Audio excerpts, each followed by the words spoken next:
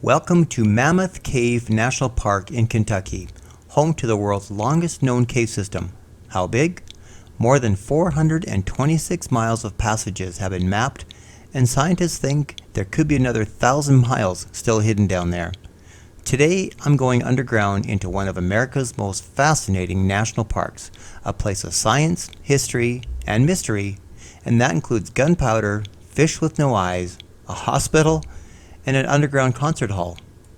This park covers more than 52,000 acres across the counties of Edmonson, Hart, and Barron. It became a national park in 1941, but only after the land was donated to the federal government, and later it gained status as both a UNESCO World Heritage Site and a biosphere reserve. Something you might not expect. Mammoth Cave isn't just flat passages. The system runs as deep as 360 feet underground with nearly 400 feet of vertical. It kind of reminds me of an anthill, and you've seen the video, pouring melted aluminum into the hill and then dug up. So why do I have a jacket on when it's 94 degrees out? Well, because I am going caving at Mammoth. And it's only 54 degrees down there, so kind of need something to keep me warm. And check this out. Right by the entrance, you'll see weather monitoring stations. They track wind, humidity, freezing, and thawing, because this zone is one of the few places where rockfall can happen. Totally rare, but it does happen. Mammoth Cave offers a little something for everyone. Short walking tours, lantern-lit adventures, history tours, and even a 2-mile loop, which is what I'm doing today. If I was a first timer at Mammoth Cave, this is definitely the tour that I would pick. We became a national park in 1941 because of history.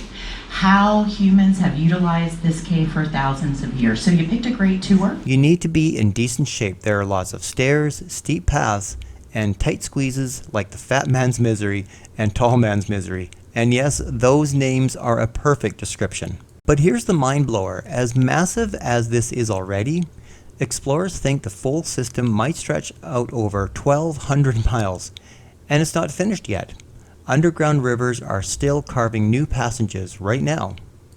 So who were the first people down here? Believe it or not, carbon dating shows that Indigenous people entered Mammoth Cave 5,000 years ago. Cave blindness is extremely unnerving. On the tour, our guide turned off the lights and asked everyone to put their phones away. You can't tell if your eyelids are closed or open. It's a really weird experience. If you don't look at my light and you let your eyes adjust a little bit. The Indigenous explored more than 20 miles into the darkness using only torchlight. That is incredible. What they left behind is fascinating. Sandals, torch pieces, bowls, tools, and even evidence of mining for minerals and salts. But here's a twist. About 2,000 years ago, the cave went silent. No signs of people at all. And then suddenly, it was rediscovered in the late 1700s by pioneers. So this cave was discovered twice. This next part surprised me. In the early 1800s, Mammoth Cave became a gunpowder factory. The dirt here is rich in calcium nitrate, created over centuries by, can you guess it?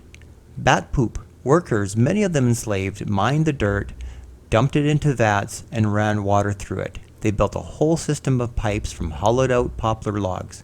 That liquid solution was then mixed with potash to produce saltpeter, the main ingredient for gunpowder. The gunpowder boom was because of the War of 1812. There was about 70 enslaved workers that labored 12-hour shifts, hauling, digging, and literally building the trails tourists walk on today. Think about that. What's now a guided tour was once a gunpowder assembly line. But here's the thing. Just 3 years after the war ended, demand for gunpowder collapsed. The mining stopped, and Mammoth Cave reinvented itself as one of the earliest tourist attractions in America. Many of the tour guides were slaves, meaning they didn't get paid, but they could keep the tips. So one way to earn them was to graffiti tourists' name into the stone with lantern soot smoke, dot by dot, letter by letter, signature by signature. You can still spot them on the walls today. And another source of tips was to do extra tours. And now comes the real legend of Mammoth Cave, Stephen Bishop. Born in 1821, he was enslaved and brought here as a guide. Mr. Bishop became one of the greatest cave explorers in history. Here's one of his wildest moments. In 1838, one of the tourists asked Stephen to show him parts of the cave where no one else had gone. So he led the visitor to the edge of the dreaded bottomless pit, a 105-foot chasm thought to mark the end of the cave. Bishop laid a ladder across it, crawled over it, and shouted back, "You're coming, right?" Everything beyond that pit, which is miles of passages, the Echo River, even the blind cavefish, was first discovered by him.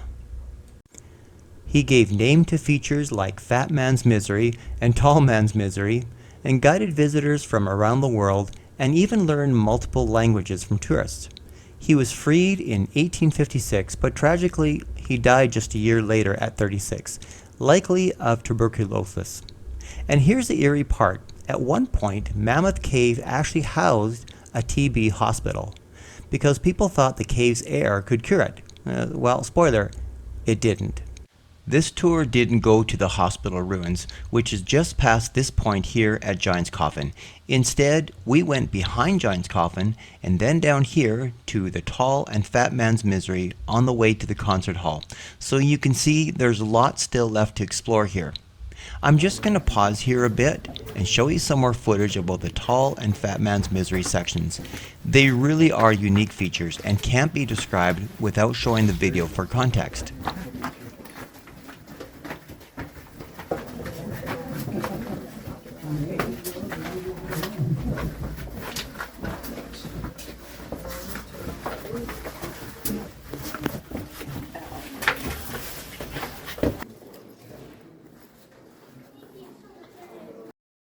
In 1851, the world-famous opera singer Jenny Lind, nicknamed the Swedish Nightingale, performed right here underground.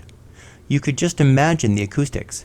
And no, I have no idea who she is either, but she was the Madonna or Taylor Swift of her day. And that tradition lives on with the annual Cave Sing, held every December.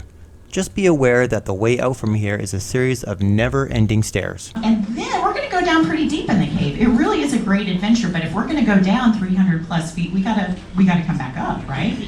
And we do pretty much all of that up in one spot where there is a fire tower of stairs. It's safe, but it is an open fire tower. There's railings, but you can look off the side. And so if you're afraid of heights and you look at that tower and you turn to my buddy Taylor, if you turn to him and say, "Oh, I don't think so," he's going to say, "Oh yes, you are." And here's what's exciting. Mammoth Cave is still growing. In 2021, explorers added 8 more miles to the system. And in 2025, paleontologists announced a new species of ancient sharks, discovered from tiny fossil teeth over 335 million years old. Think about that. This cave doesn't just tell stories about people. It tells stories about oceans, creatures, and worlds that existed long before we were here. If you're planning a trip, here's what you need to know. Book in advance. Tours can sell out fast. Bring a jacket. Wear good shoes. And of course, there's no cell service underground. So here's the big picture. Mammoth Cave isn't just the world's longest cave system. It's a place where indigenous people mined thousands of years ago. It's where enslaved guides made daring discoveries. It's where science continues to break records, and where you can step into an adventure that's still unfolding today.